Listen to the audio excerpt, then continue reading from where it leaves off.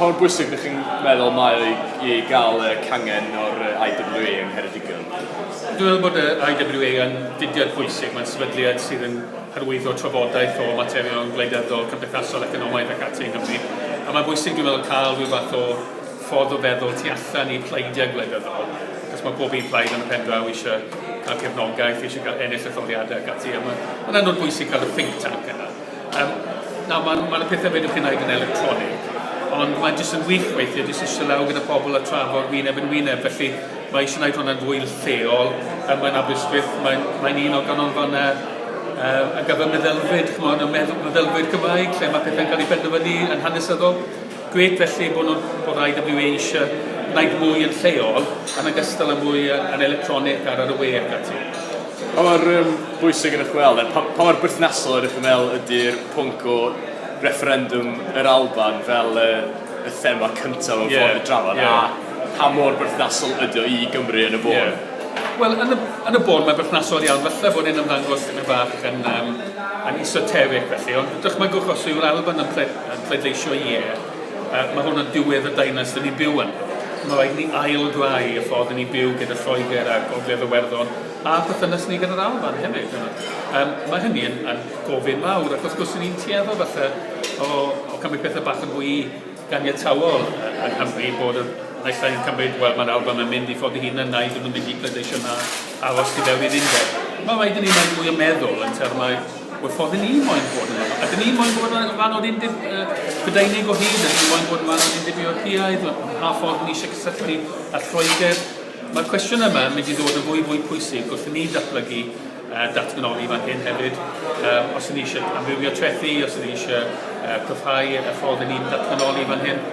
Cwestiwn holl bwysig. Pa fath o faterion eraill felly yn ymwneud efo Gymru fysych chi'n hoffi gweld sesiynau IWA yn trafod yn y dyfodol? Wel, os ydych chi'n edrych fan hyn yn Aberystwyth a Ceredigion, y Bae Ceredigion, dwi'n meddwl bod yna faint pethau amlwg lle ydyn ni'n gwif fan hyn yn y gorllewin, mae diwylliant yn bwysig, dwi'n meddwl. So, ydy diwylliant Cymru yn cael ei clodfoddi digon, ydy'n cael ei cefnogi digon, llenyddiaeth ac ati sydd ni'n gallu datblygu hwnna. Ac gan fod hwnna'n gangen Bae Ceredigion, mae eisiau gofyn cwestiynau ynglyn â'r môr sydd o'n gwmpas ni, ffordd ni'n defnyddio'r môr. Glendid yn y môr, wrth gwrs, ond hefyd pysgotau, canaladwy, cymunedau sy'n dibynnu ar y môr, tyfistiaeth ac ati. Mae yna llu o cwestiynau sy'n gallu ac sy'n haeddu cael sylw tu fewn I Gymru yn fan o gyfundryd Prydeinig neu byd o. Yn ola, oeddech chi gyd fel rhan o'r trafodaeth yn rhyw led awgrymu fod y canlyniad y refferendwm yn mynd I fod yn agosach nag efallai mae poled piniwn yn awgrymu. I ba raddau ydych chi'n meddwl bod rhan fwyaf o wleidyddion o'r naill ochr i'r ddadl yn breifat yn beth bynnag yn cyd-fynd efo hynna ac bod nhw'n cytuno efo hynna? I ba raddau ydych chi'n cytuno? Wel, dwi'n meddwl bod yna llawer gormod o bobl yn cymryd yn ganiatawol oherwydd bod y poled piniwn heb symud rhyw lawer, ac mae mwyafrif o tua amrywio 20 I 50% o blaid gwaith na, os gan I fwy fel yna, a bod hwnna felly yn dyndil, ond mae yna misoedd lawer I fynd eto.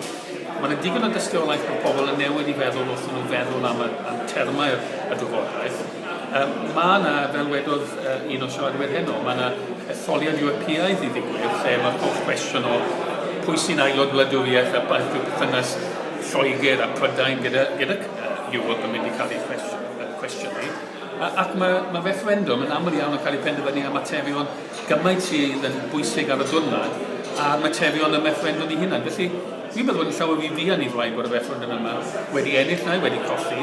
Y hyn dwi'n gweld yw bod y refferendwm a'n unedig a chwif, a bod y refferendwm na yn tueddu bod yn ddiog y hyn o bryd. Felly, os ydych chi'n credu yn yr undeb Prydeinig, rhofwch hynny drwy ymgyrchu gryf yn erbyn annibyniaeth ar Alban.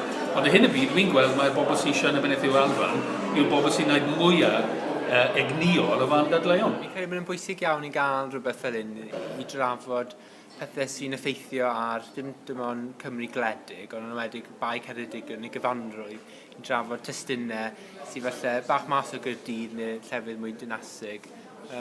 Fi'n credu bod beth ni'n trafod hyn o fel esiampl i wneud gyda datganoli rôl gwleidyddiaeth.